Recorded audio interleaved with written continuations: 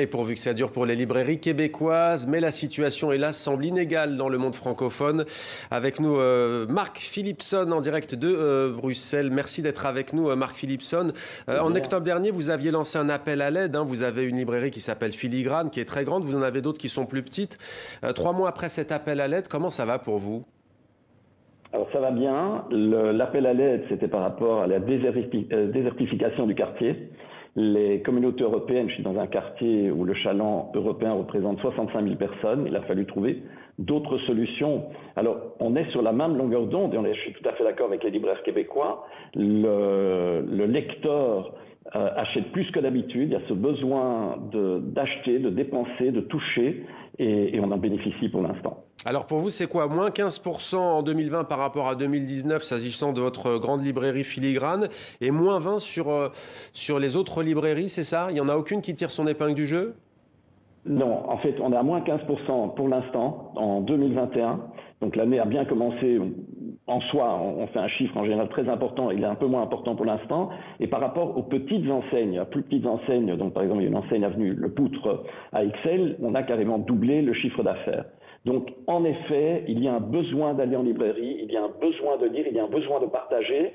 Et pour ce qui est du lieu central que représente Filigrane, avenue des Arts, qui est quand même un espace de 3000 mètres carrés, on a réussi à recréer ce lieu de vie, parce que le lieu de vie n'existe plus vraiment en soi, puisqu'on doit être espacé, une personne par 10 mètres carrés, etc.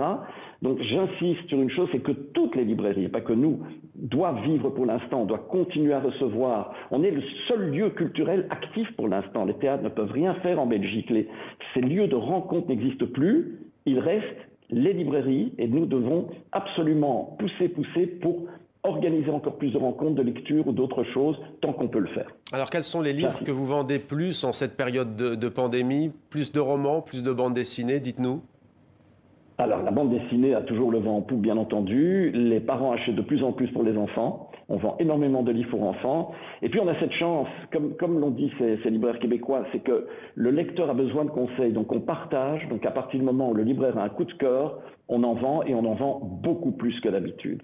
Alors, une petite chose où j'insiste, et je sais que mes collègues le font aussi, c'est que de par cette pandémie, nous avons en général une rencontre en moyenne par jour. On a à peu près 300 rencontres d'auteurs par an. Eh bien, on a développé les rencontres Zoom. C'est assez compliqué parce qu'il est assez difficile d'interrompre l'auteur, de parler comme on peut le faire en général. Mais quel bonheur de pouvoir rencontrer et recevoir aujourd'hui des auteurs que je n'aurais jamais reçus, des auteurs outre-Atlantique qui ne font pas le déplacement en Belgique. Donc, il y a quand même des points positifs. Ouais. Juste peut-être un mot pour finir sur le regard que vous avez porté sur ce débat qui est plus trop du goût du jour en France, mais sur le côté essentiel, non essentiel, vous n'avez pas eu ce débat en Belgique? Ah si, le livre est un produit essentiel. Donc lors du premier confinement, je me suis instauré librairie de garde. Et puis ça s'est fait par après en France. Lors du second confinement, les Français ont pris les devants, ont fermé les librairies, ce qui était un argument pour moi. J'ai vraiment fait du lobbying et joué sur le fait que nous devions être un exemple pour les Français. Le livre est un bien essentiel. Les libraires belges sont restés ouverts. Nous respectons toutes les règles de base. Maintenant, ces règles, faut-il encore les respecter? C'est une autre question. Oui, on doit être un exemple pour les autres, mais nos lieux sont des lieux de rencontre, sont des lieux de vie. On doit continuer à partager et encore plus le faire. Alors pourquoi pas à l'extérieur également, une fois que le beau temps va revenir. Merci beaucoup d'avoir été avec nous, Marc Philipson. Juste une chose, vous vendez des livres concernant le football ou pas? Cristiano Ronaldo, par exemple? Oui, il y a un alors, très ce beau qui suit, rayon, alors, je vous vois sourire parce que vous avez deviné, bien entendu, par quelle image on allait terminer ce journal, par son visage.